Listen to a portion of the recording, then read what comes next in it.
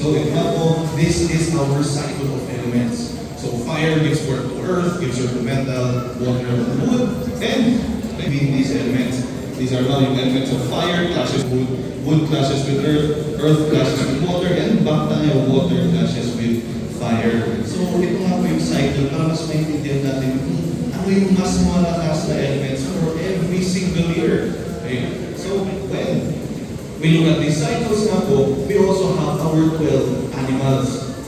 So, yung mga animals din po natin, they are also governed by this same earth, wood, fire, then back to metal nga po. Kapag tingnan natin yung cycle, this is actually yung seasons nga po natin. Okay? So, ito nga po, if you notice, with every single animal, there is also, this is actually more for food natin rin. Very fun na talk about their play there in the future. So, ito nga po, we put together the 5 elements and 12 animals na po. So, with this cycle, we have yin and yang. So, for example, tingnan natin, 2020, so ito mention na us, 2020 was a metal year. So, we have metal na yang.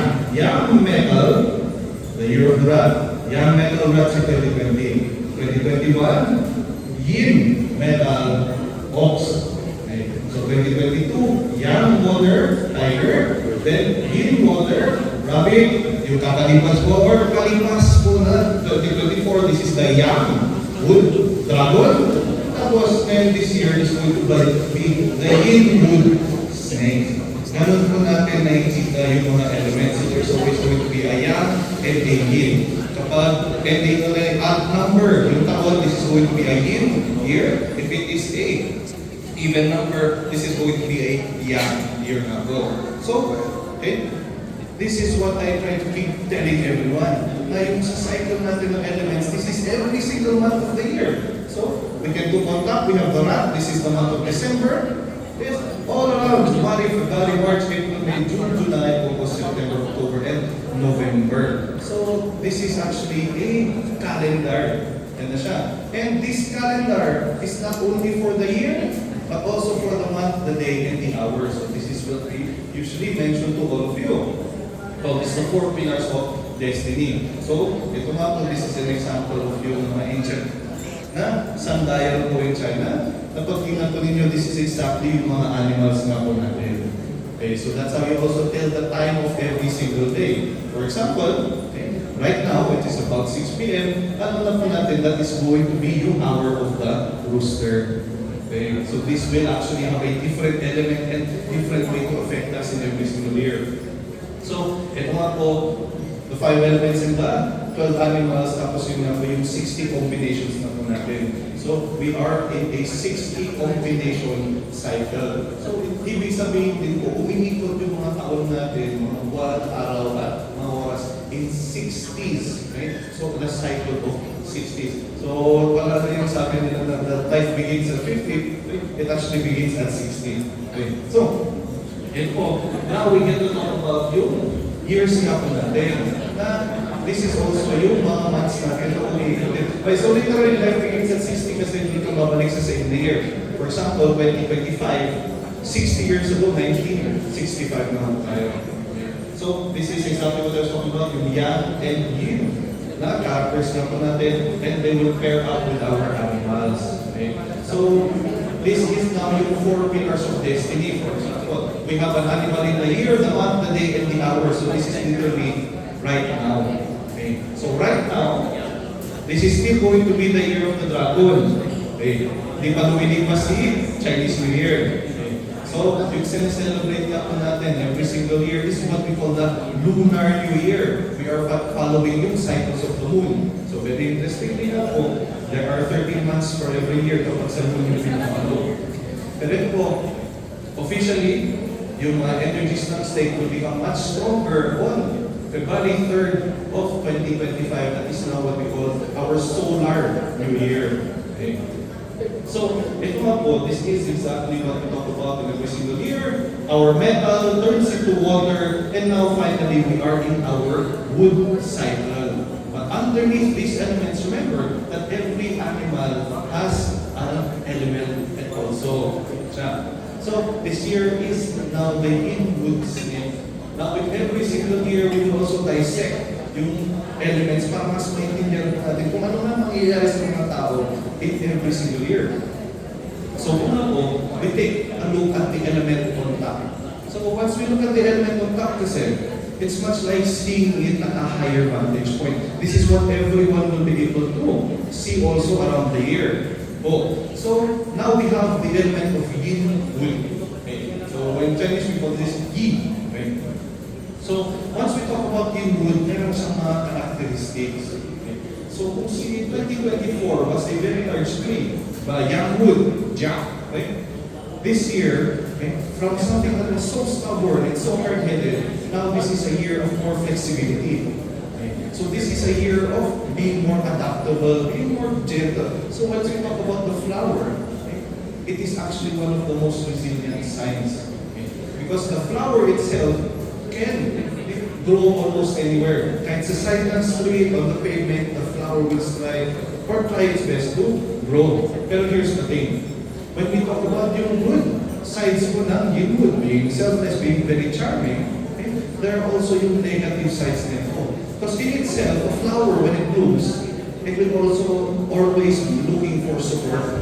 Ganun po siya. Naghahanap siya for something to latch on so it can go even higher. So ito po, yung flower itself, okay, see, wood, it can also be very competitive kasi syempre gusto nila mga compliments. Wants to be the center of attention at times. Pero ito po, have to take note that it is also very tasty and quick-tempered. So this is something that everyone can observe for the year of 2025, that people are naturally sweeter, much more easy to talk to. They will be more flexible, unlike say 2024 that it was stubborn basis.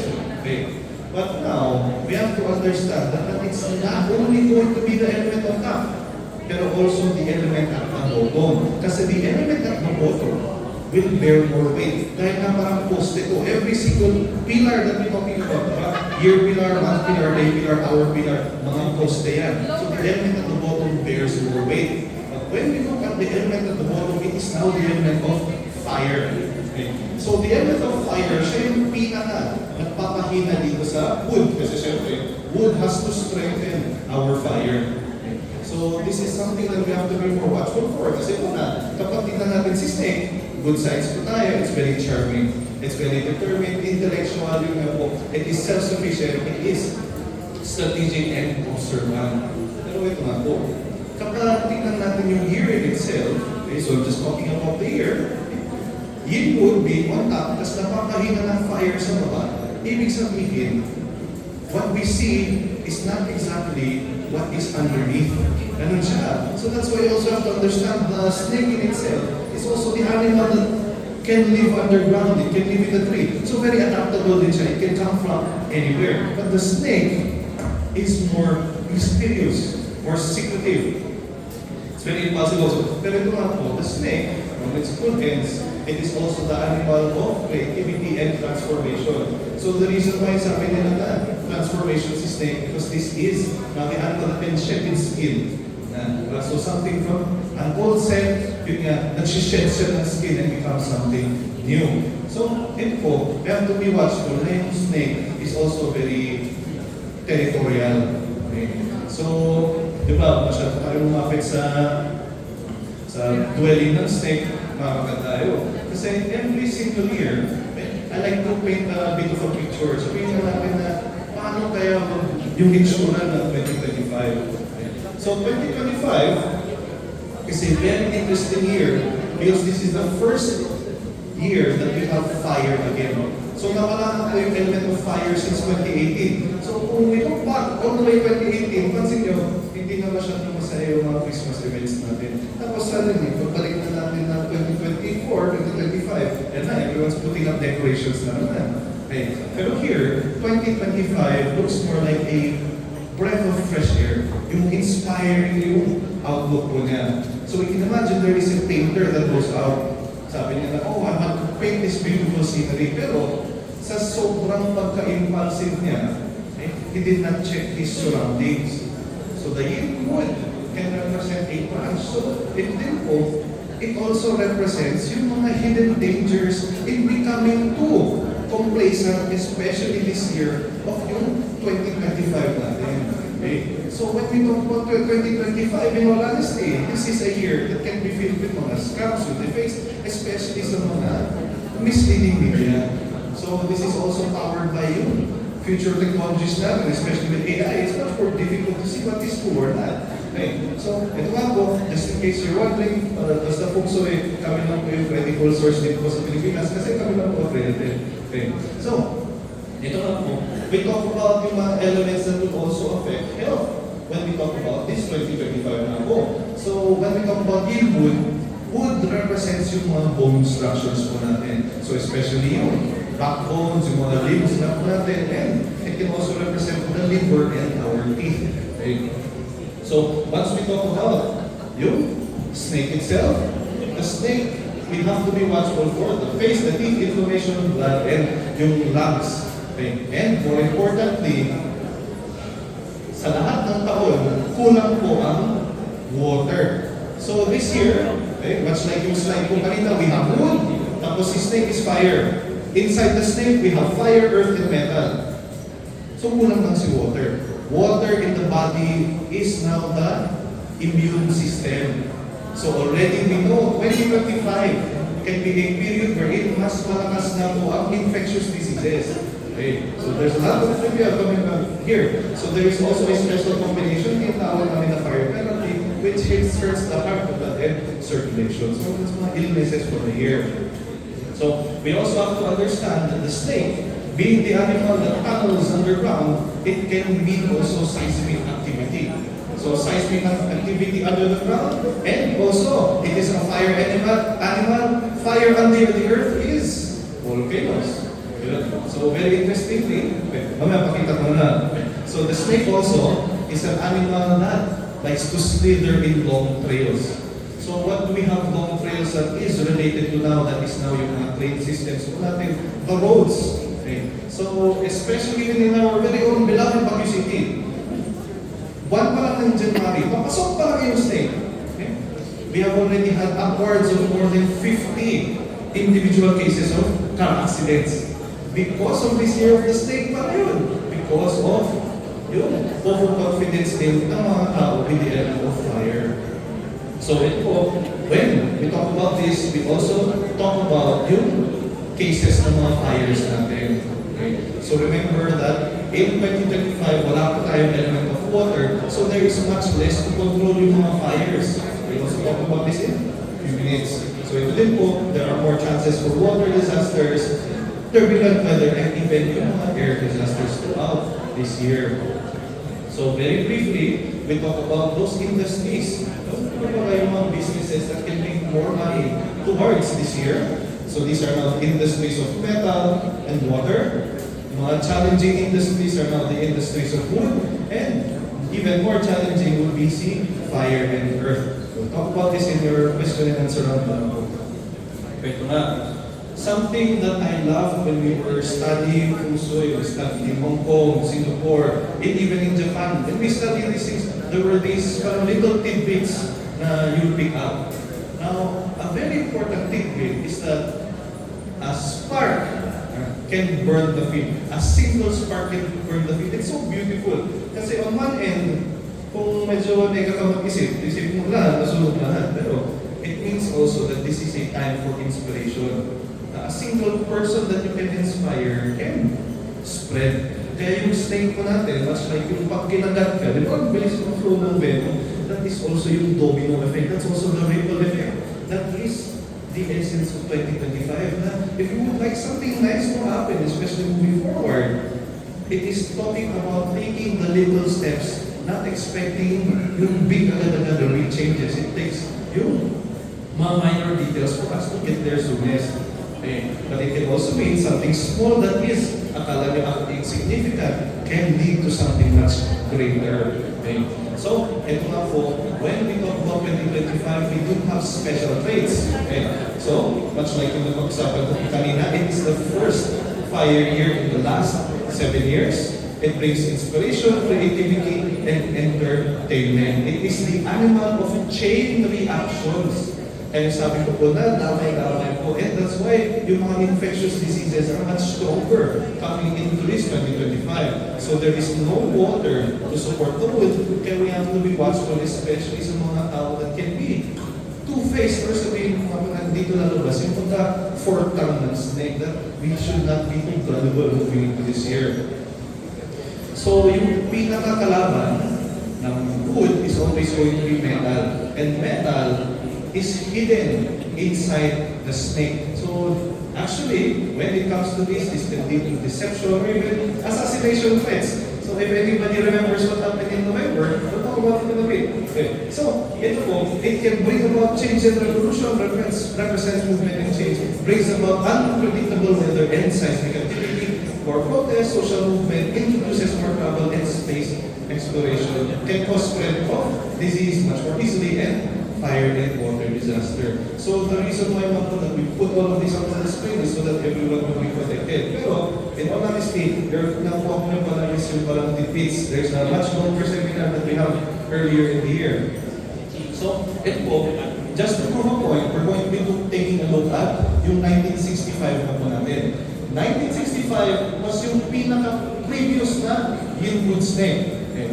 So, ito nga po, when we look at the Yingwood snake, there was a civil rights activist, Malcolm X, was assassinated. We do have the start of the Vietnam War, the US versus Vietnam.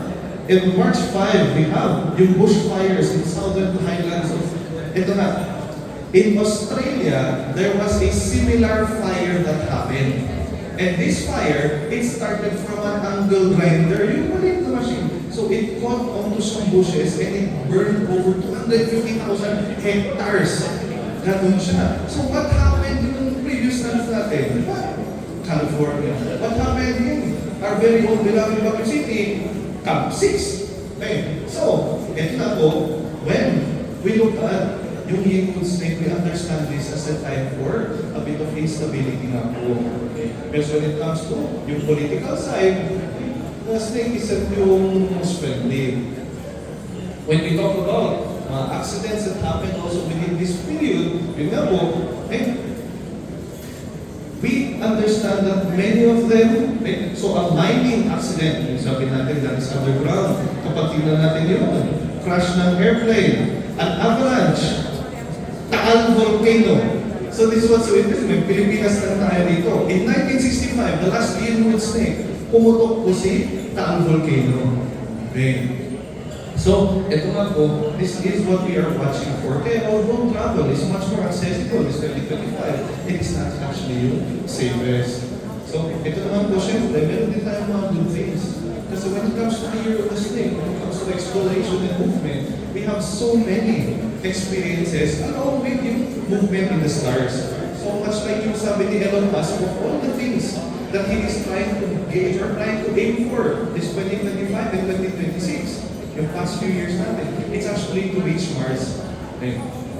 So, very briefly, we have yung other snake years natin. So, please take note that they reciprocate in 12-year cycles and most of it na po, it comes with a form of war, okay? Terrorist attack, or sabihin na po natin even mysterious diseases. Okay? So, kapag tingnan natin po si Yolanda happened 12 years ago. Okay? And ito na po, when we look at this, there's always going to be positive sides to this as well. Okay? So, ito na po is sa favorite po. The first Star Wars movie was also in 1977, very strong snake year. So, ending in 7, that's also a fire year. Okay? So, much like yung sabi ko, diba, yung snake has the record for being one of the longest animals. So, in the year of 2013, a couple in Thailand sets the world record for the longest kiss, which lasted 58 hours, 35 minutes, and 58 seconds. That's the one. Okay. So, ito po, we go back to basic interactions ng animals. There are animals that are more friendly with each other, there are animals that can clash, pero this doesn't mean people na talaga. It means yung time nila ng dalawa. For example, when we take a look at the rat, sabi nila, inaawa yung horse, doesn't mean lahat ng tao na naghahanap ng rat will fight the horse. It just means that yung mismong element nila is not as compatible. Kasi rat is water, and the horse is fire. So, bakit tayo sa cycle kanina? Okay? So, we do have yung interactions that can even strengthen elements po. Okay? And with every single year, there are a few animals that will be more affected, like yung snake ako natin. So, ito po, the snake is what we call offending the year, offending the grandeur, or kaisui. Okay? Then, we have the clash with the year, the pig. Okay? Ito nga po, the horse is meant for love and romance. Pig, rapid and growth is more for travel. Si Achik po, si Will. Okay? Talk more about this later on. Pero mas maintindihan po natin yung love of the animal sign. But, ito po, this is also our guide para maintindihan natin kung ano yung mga buwan na mas magiging challenging na po. So, ito nga po, our system that we use is Shonghu Fei the flying star. And their energies po will change every 20-year period. And this is signaled by a major celestial event po. And this is what we call the Great Conjunction. Wherein, roughly every 20 years, maglilinya si Earth, si Jupiter, and si Saturn. So this is so interesting kasi iba yung mga cycle nila. If I'm not mistaken, Jupiter turns around every 18 years and si Saturn is about every 28. So sumasakto every about 20 years, sasakto sila. And our most recent conjunction was December 21st of 2020. Kaya so many things have been changing from that point. Ibang-iba na talaga yung period ngayon. And that is because this is from period 8 to period 9. If you want to find out more about this, bisita po guys. So, ito nga po, this means our period 8, okay? The great conjunction happened in the metal rat, and the beginning of period 9 starts at 2024. So, ito nga po, very interestingly, the element of fire is something like something that is like surprises. Something that is immaterial, you cannot touch, but you are happy to see it. So, ito na yung pinakakatuwa. Ano yung book ng 2024? Yung mga blind box. So, you don't know what is going to be inside, but you're so excited to see it. That is literally yung element natin ng fire. So, ito po, yung lilipas na po na taon, this was 2024 that we have yung flying stars po natin. As a brief background, yung flying stars po, these are energies that flow in every single direction, okay, and will affect everyone. Okay. So, this was for our 2024 element in the center will affect everyone. Okay, so everyone more prone to parallel, no? 2024. But now, 2025 is now our setup na illness is in the center. So, kapag tingnan natin yung taon na to, illness being in the center, this is a more challenging year when it comes to protecting our health po. So, ito nga po, energy of quarrel in the northwest, romance and study in the west, misfortune in the northeast, yun, breathing and legal trouble in the south. Sa north, we have scandal and chaos, past prosperity. So many people get this wrong, past prosperity is in the southwest. So this is why there is only one. Okay? Na accredited or sabihin na po natin, one reliable source for feng shui here in the Philippines is because kahit yung ibig sabihin ng mga stars, the others cannot get right or cannot copy. Okay? So, ito nga po, there is also a reason why the stars and their meanings will change. Okay? So, ito nga po, this is also our guide para mas makita kung sino mas matatamaan within the year. So, take note na yung center natin represents everyone. Father is quarrel kasi limited po ang mawala ng fathers for this year. And so on and so forth. Okay. So, youngest daughter, so yung mga youngest daughter, sila yung mas malaki yung chance for love life for 2024 as well. Okay. May challenges yung youngest son. All of that is done. So, ito po, have to understand na yung mga elements po natin, they can double up. Kasi mas like yung meron tayong elements in the year, the month, the day, and the hour, there is also yung mga stars natin in the year, the month, the day, and the hour as well. Okay.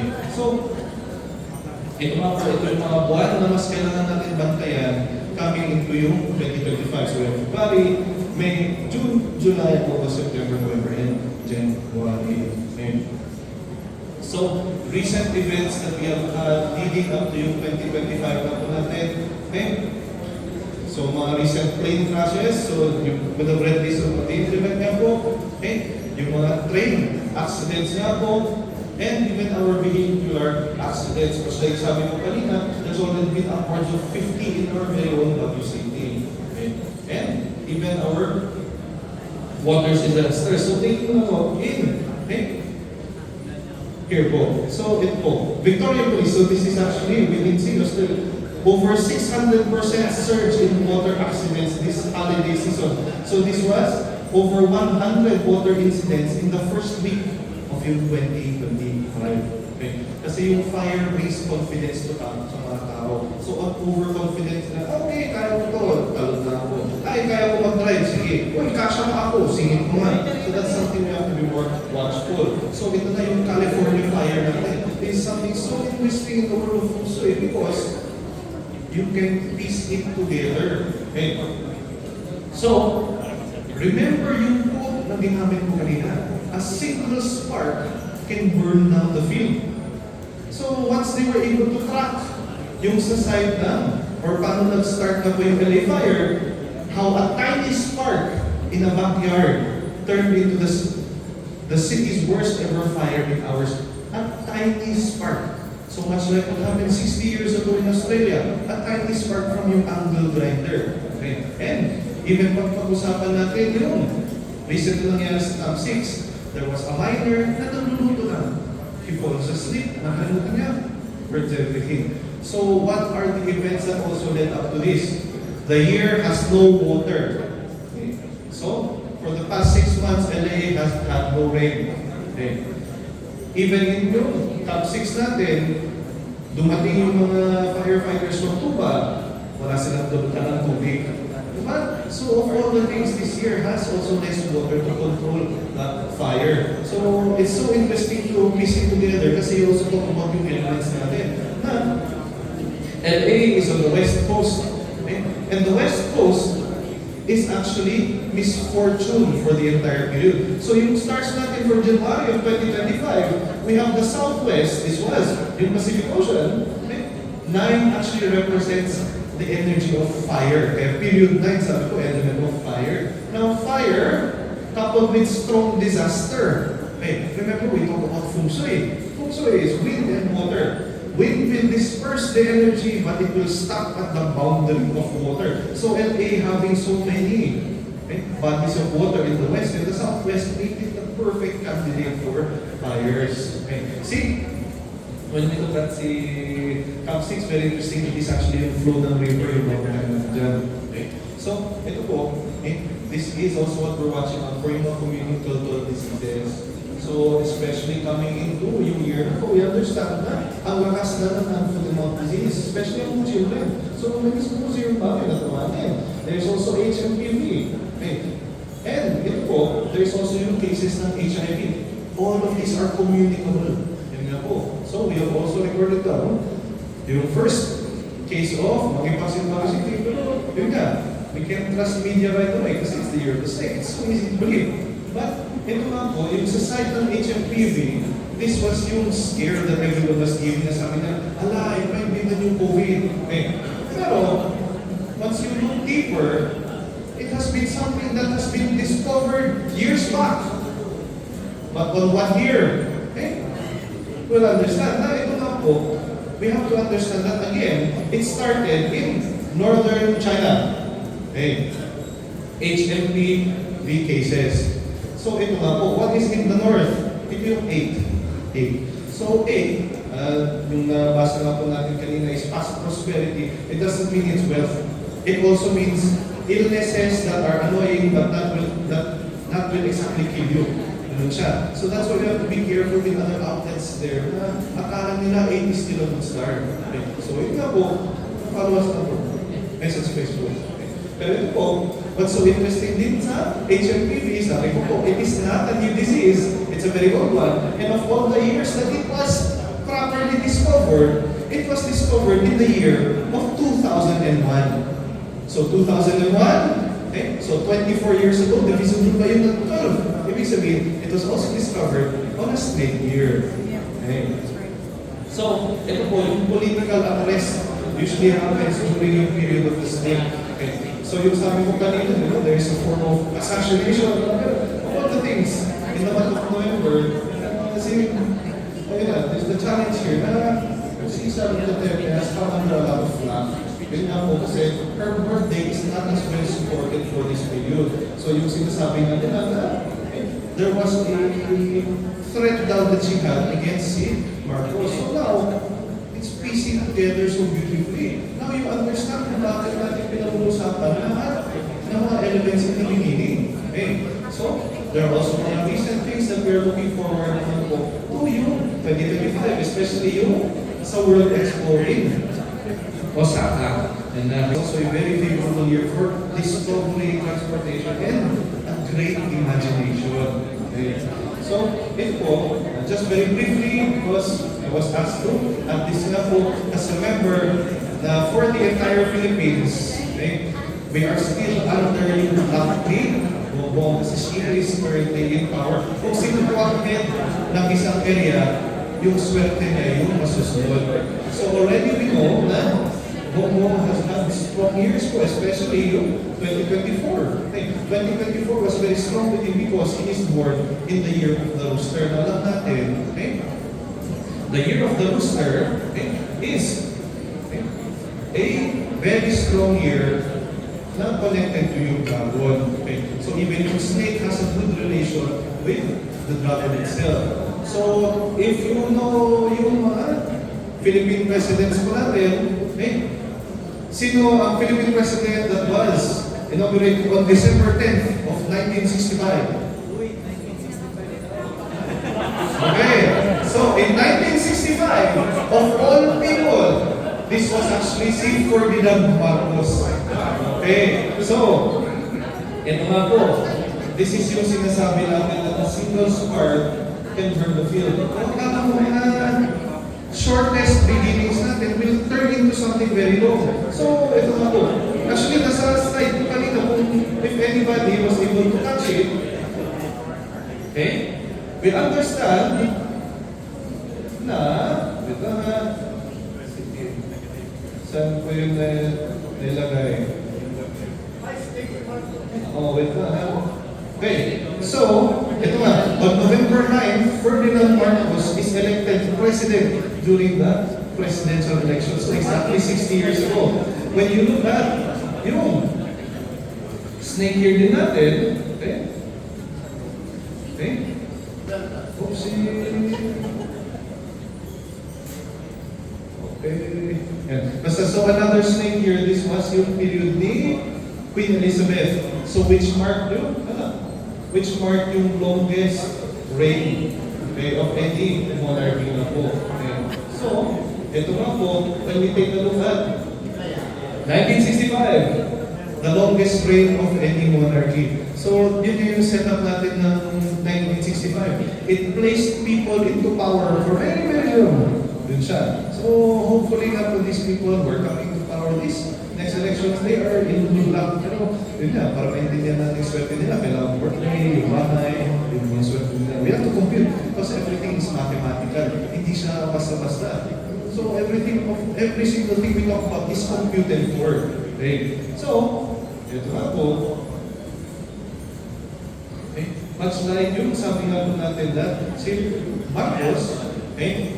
Marcos, his father came into power in a snake year. He was also born on a snake year on 1917. Okay. Then he died, okay, on another snake year in 1989. Okay.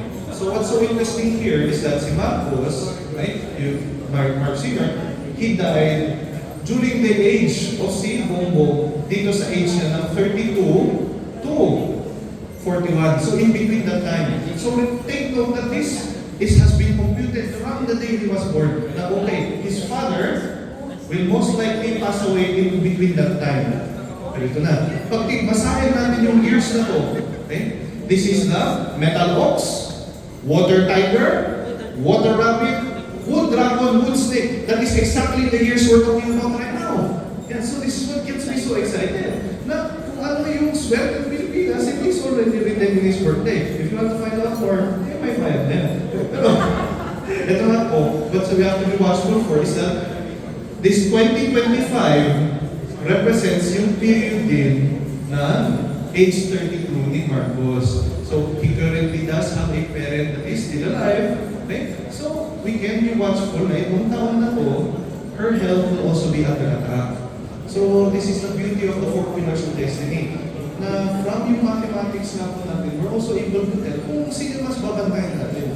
So, that's the beauty kapag full reading po kayo ng all. Kasi we get to now understand, okay, who to watch out for, ano mga possible illnesses can be coming up from this time. Pero yun nga po, when we look at the lack of seed ng Sarah, we also have to understand na akala kasi ng mga tao, kapag snake ka, it's already automatic a good year. It still will depend. Kasi muna, Taiso eh. Okay. So Taiso, yung family the grandeur can mean many things. Okay. The more generous you are, the better luck you have, the more mistakes you make, the more challenges you are given also. Pero ito nga po, this is also why we know si Ma'am Sarah has had difficulty, especially last year of November. Okay. So November is yung month of the pig, if you were following po. So pig, siya yung kaaway po ng mga snake in her birthday. But she's not a horse only. She's also a snake. So everyone is four animals. Year, month, day, and hour. So parang sabi ko po yung buong fortune po ninyo, have to compute and put all of this into consideration. Okay.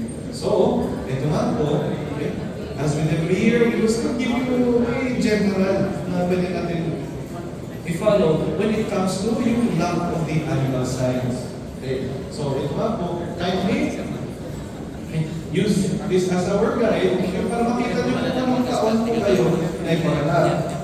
But, as a general rule, if you are born before February 4th, okay, you are the year previous. Okay? Kasi we are following solar new year. Okay? How many times the earth will revolve around the sun? Okay? So, ito nga po, let's imagine, okay, we have somebody born in 1964, pero on January 15th. Okay? It means that, technically, they are born in the year of the rabbit, 1963. Right? Okay. So, ito nga po, to discuss the lack of animal signs.